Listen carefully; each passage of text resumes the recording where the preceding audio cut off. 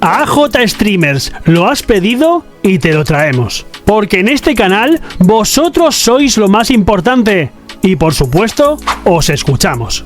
Assassin's Creed siempre te ha contado una historia, pero muchas cosas las ha dejado entre líneas. Y cuando las juntas, todo cambia. Assassin's Creed nunca trató solo de asesinos contra templarios. Desde el primer juego, el núcleo real es el control de la humanidad. Los guionistas lo plantearon así porque querían un conflicto ideológico, no de bandos, libertad frente a orden. Por eso, la saga nunca presenta villanos simples ni héroes perfectos. Altair empieza Assassin's Creed fallando estrepitosamente, y no es casualidad, se hizo así para romper la fantasía de poder desde el minuto 1. Ubisoft quería que el jugador entendiera que el credo se aprende equivocándose y que incluso los mejores pueden caer. Ese enfoque tan poco habitual no surgió por casualidad. De hecho, Assassin's Creed ni siquiera iba a existir como saga. El proyecto nació como una evolución de Prince of Persia, pero creció tanto que Ubisoft decidió crear una nueva IP desde cero. Con esa nueva identidad, la hermandad tenía que sentirse peligrosa, incluso para sus propios miembros. Por eso, al principio usar la hoja oculta implicaba perder un dedo. No era estética, era una forma de decirte que el credo tenía un precio real. Ese sacrificio conecta directamente con Ezio. Es el único protagonista al que vemos vivir una vida completa.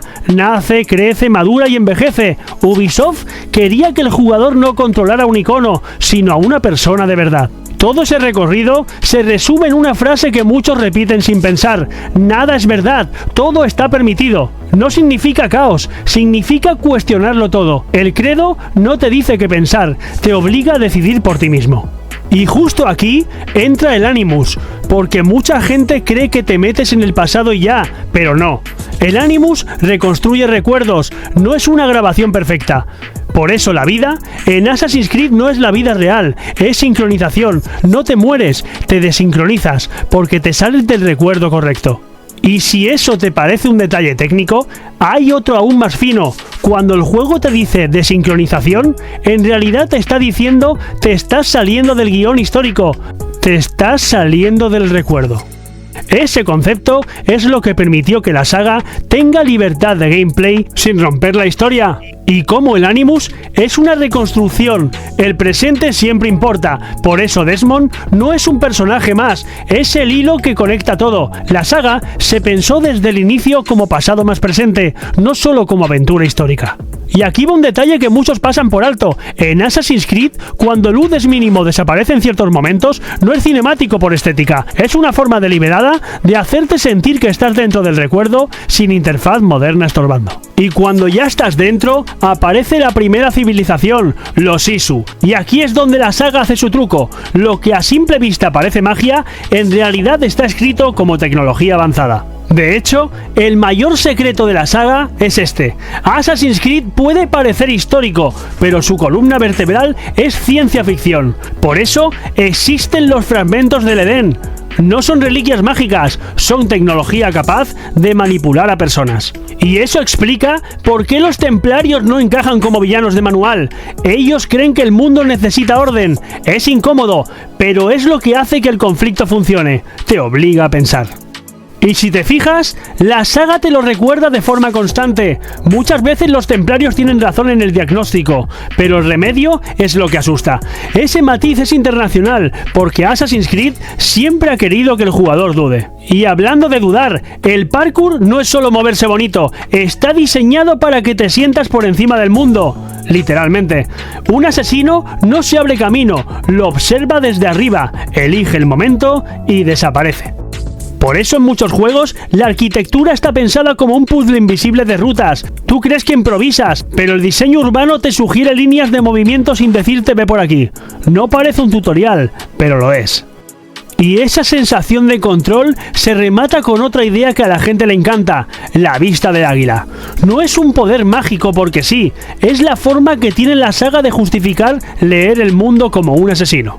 Y aquí viene el detalle, la vista de águila no solo marca enemigos, lo que está haciendo es traducirte información relevante a un lenguaje visual simple para jugar rápido, amenaza, objetivo y escape. No es fantasía, es diseño para que tu cerebro decida en segundos.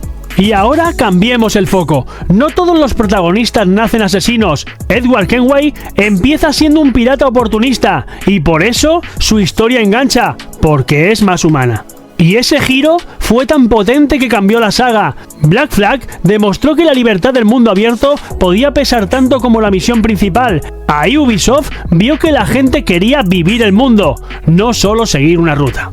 Y ese descubrimiento llevó a otro gran cambio, Origins. Ahí la saga se reinventa, para parecer más RPG, pero sin perder el núcleo del credo.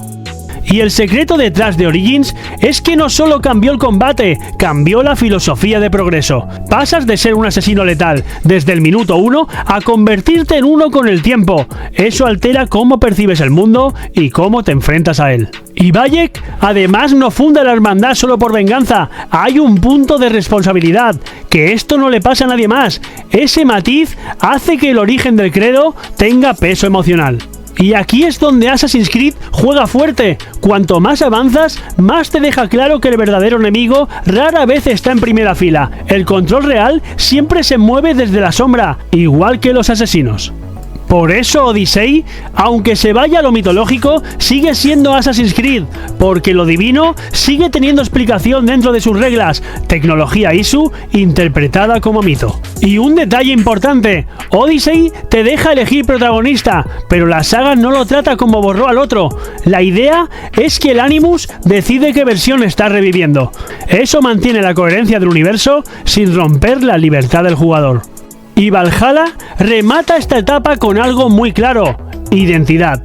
Eivor no es solo un asesino clásico, y eso es intencional. Ubisoft quería que notaras que el credo no siempre encaja igual en todas las épocas. Por eso el credo nunca es rígido. Lo secreto aquí es que Assassin's Creed siempre ha sido flexible con sus normas, porque su mensaje real es el libre albedrío, no la obediencia. Y esto explica por qué la saga rara vez cierra todas sus historias del todo. Siempre deja hilos sueltos, no por despiste, porque el control nunca desaparece, solo cambia de cara. Y al final, todo vuelve a lo mismo. Assassin's Creed no va de matar, va de elegir. Incluso cuando fallas, el juego lo integra con el concepto de sincronización. No es game over, es que te has desviado del recuerdo. Y eso resume la filosofía de la saga en una sola idea. Si quieres que hagamos curiosidades y secretos de algún videojuego en concreto o de alguna saga, dímelo en los comentarios. Aquí lo revisamos todo y si hay material, por supuesto que te vamos a escuchar y lo vamos a traer al canal. Ahora, en breve instante, te dejo una lista de reproducción que seguro que te va a atrapar y justo al lado, un vídeo que te va a sorprender todavía más. Y recuerda, no siempre tras un gran silencio, llega la calma. Tic tac, la cuenta va en aumento. Streamer tengo flow en cada movimiento. Ríe, entretiene, el crack del momento. 6000 es solo el principio del ascenso.